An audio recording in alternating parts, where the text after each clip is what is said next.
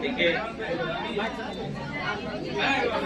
یہ 2 سے 3 منٹ ملا ہے، میں بات پوری کرنے کی کوشش کروں گا.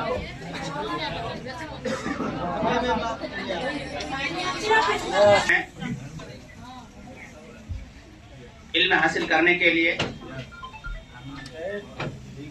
اور اس کا دوسرا مرحلہ جو ہے دوسرے کو اس علم کو پہنچانے کے لیے ہماری حیثیت 2 طریقے سے. ایک تو چھوٹا بچہ ہے، وہاں تو وہ صرف علم کو حاصل کر رہا ہے، لیکن آج ہم اس مرحلے پہ پہنچ چکے ہیں کہ ہم اس علم کو دوسرے تک پہنچائیں گے. اس علم کی اہمیت کیا ہے؟ اس علم کی اہمیت اتنی زیادہ ہے کہ آج دنیا میں جو ترقی ہے وہ صرف علم کی بنیاد پہ ہے. اور اس علم کا اثر صرف دنیا تک محدود نہیں ہے، بلکہ اس علم کا اثر آخرت تک محدود ہے، یعنی ہمیشہ کے لیے کبھی ختم نہ ہونے والی چیز ہے یہ. حالانکہ دوسری چیزیں ختم ہو جائے گی، لیکن علم اور اس کا اثر، اس کے فائدے، اس کے مقاصد کبھی ختم نہیں ہوں گے. اور اللہ رب العزت نے صرف انسان کو دیا، جبکہ آج سائنس یہ ثابت کر رہی ہے کہ زندگی اور چیزوں میں بھی ہے، لیکن زندگی انتہائی کمال کے ساتھ اور انتہائی عزت کے ساتھ اور نقطۂ عروج کے ساتھ جو زندگی ہے اللہ رب العزت نے صرف انسان کو دی ہے. اور اس اعتبار سے کہ یہ زندگی انسانوں کی ہمیشہ رہے گی، اس کے علاوہ ساری چیزیں ختم ہو جائیں گی. مان لو آج سائنسداں زندگی ثابت کر رہا ہے ایک جانور کے اندر، لیکن جانور کی زندگی ختم ہو جائے گی، لیکن یہ انسان کی زندگی جو ہمیشہ کے لیے رہے گی. ایک وقت آئے گا کہ ختم ہو جائے گا.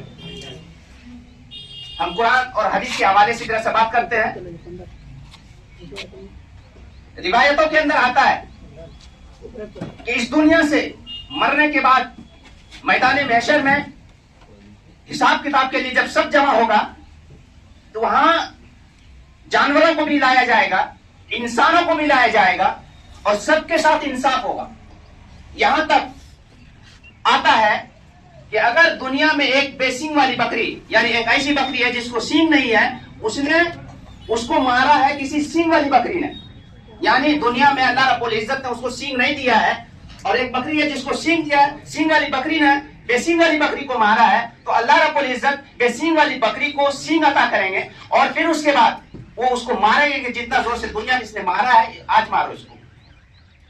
یعنی انصاف کا اس طرح ترازو یہ ہونے کے بعد کہے گا کہ ختم، تمہاری زندگی ختم ہو.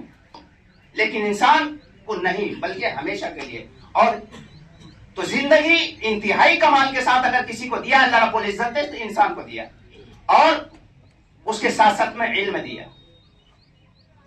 اس علم کا تقاضا ہے کہ اپنے آپ کو پہچانیں، اپنے سے فائدہ حاصل کریں، اور اپنی زندگی سے دوسرے کو فائدہ پہنچائیں. اگر یہ چیزیں ہیں تو دنیا میں ہم کمال ہے، باعزت ہے، وقار کی نیت سے ہمیں دیکھا جائے گا. اور اگر اس کا الٹا ہے تو دنیا میں بھی ذلیل ہے، عزت ہے، دنیا میں بھی ناقدری کی نگاہ سے ہمیں دیکھا جائے گا.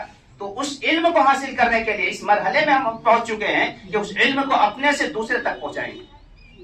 اسی کے لیے ہم لوگ تیاری کے لیے بیٹھے ہیں، اور اللہ رب العزت سے ہم دعا کرتے ہیں کہ ہماری مقصد میں، اور جو ہم جس گول کے ساتھ، جس مقصد کے ساتھ ہم یہاں جمع ہے، اس میں 100% کامیابی عطا کرے اللہ رب العزت، اور پھر ہم اس علم کو دوسروں تک پہنچائیں اور دنیا کو ہماری ذات سے فائدہ ہو. اللہ رب العزت نے قرآن کے اندر جو پہلی آیت نازل کی ہے وہاں 3 چیزیں بیان کی ہے. ایک اللہ رب العزت نے اپنا وجود، دوسرا انسان کا وجود، تیسرا علم کا وجود. یہ 3 چیزیں بیان کی ہے. جبکہ ہم لوگ دنیا میں دیکھتے ہیں کہ جب انسان پیدا ہوتا ہے تو سب سے پہلے اس کو کھانے کی ضرورت ہوتی ہے، پھر اس کے بعد کپڑے کی ضرورت ہوتی ہے، پھر اس کے بعد مکان کی ضرورت ہوتی ہے. تو اللہ رب العزت نے ہر انسان کو یہ میسج دیا کہ اگر آپ کے پاس علم ہے تو آپ کا کھانا بھی پورا ہو جائے گا، آپ کا کپڑا بھی پورا ہو جائے گا، آپ کا مکان بھی پورا ہو جائے گا، اس کے لیے فکر کرنے کی ضرورت نہیں. اور اگر علم نہیں ہے تو پھر یہ چیزیں بھی پوری نہیں ہوں. تو آج ہم لوگ علم کے لیے بیٹھے ہیں اور اس علم کو دوسروں تک پہنچانے کے لیے بیٹھے ہیں. تو اللہ رب العزت ہمیں اس علم کی قدر کرنے کی توفیق عطا فرمائے اور ہمیں پوری زندگی میں کامیابی عطا فرمائے. آمین.